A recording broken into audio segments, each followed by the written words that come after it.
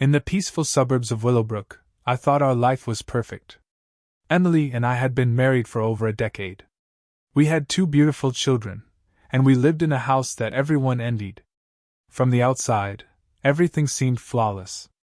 But over time, I began to feel that something was changing inside me. Sometimes people can sense that something is wrong without fully understanding what is missing. That's exactly what I was feeling. Recently, I started noticing changes in Emily's behavior towards me. It was the first sign of the growing unease inside me. Before diving into my story, if you don't want your life to be turned upside down like mine, subscribe to my channel to learn real lessons from the real stories we share every day, just like mine. Also, share your thoughts about the shocking truths I've experienced in the comments, and please show your support by liking my video. Now that you've subscribed, let's dive into my story. Emily had begun coming home late from work. Meeting, she would say, new responsibilities. But when she returned home, it was as if she was still in those meetings, distant from us. Her eyes would stare blankly, as though she was physically present but mentally far away. She seemed lost in her thoughts, unable to fully focus on me or the children. At night, she would spend long hours on her phone, sometimes laughing mockingly. When I asked, "What's so funny?" she would simply reply, "Nothing, just something amusing I saw." But I wasn't convinced. The unease inside me slowly turned into suspicion. At that moment, I began to feel a void inside, as if everything in my life was slipping out of control. I tried to talk to Emily, but it was as if she had built a wall between us. Her interest, her love, the strong bond we once shared, all seemed to have faded away one by one. One evening, I couldn't take it anymore, and decided to check Emily's phone. Even making that decision hurt me deeply. We had always trusted each other, hadn't we? My heart was pounding, as if I was on the brink of a disaster. When I unlocked her phone, what I saw shattered my world. Mark, who was this man? How had he become a part of Emily's life?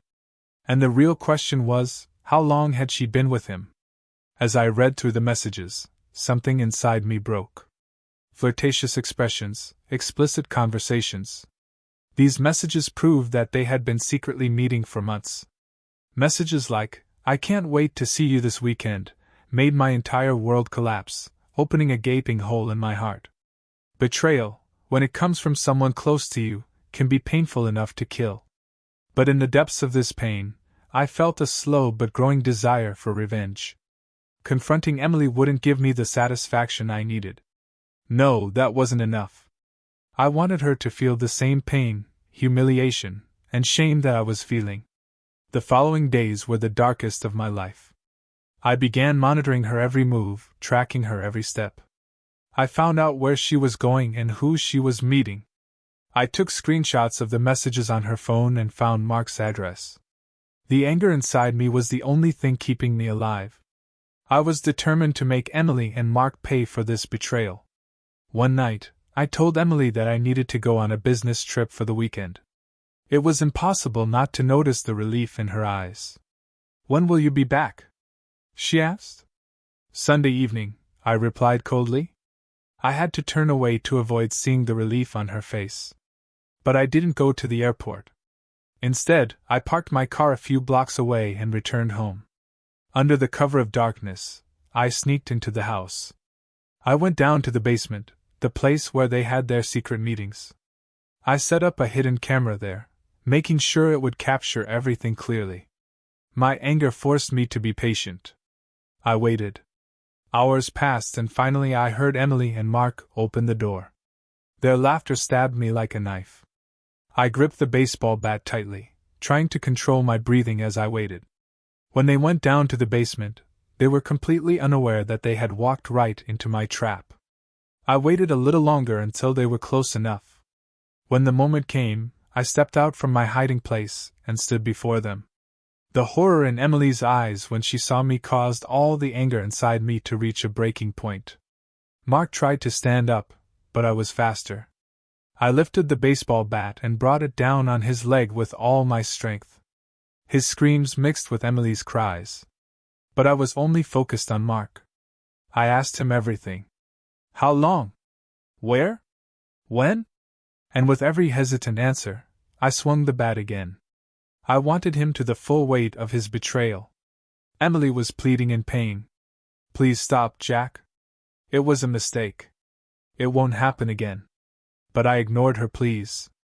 I wanted them to feel the same pain I was feeling. While Mark lay on the ground, a broken mess, I turned to Emily.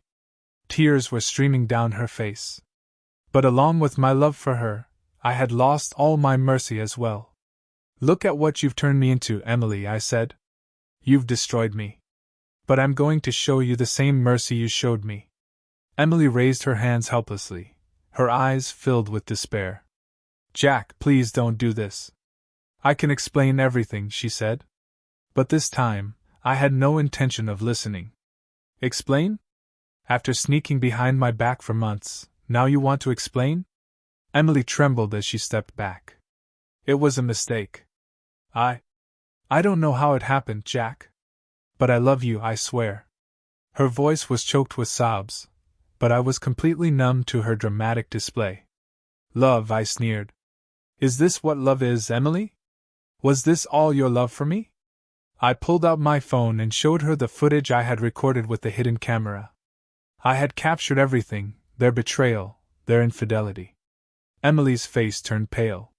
You can't do this, she said, her voice shaking. Please, we have children. What will people say?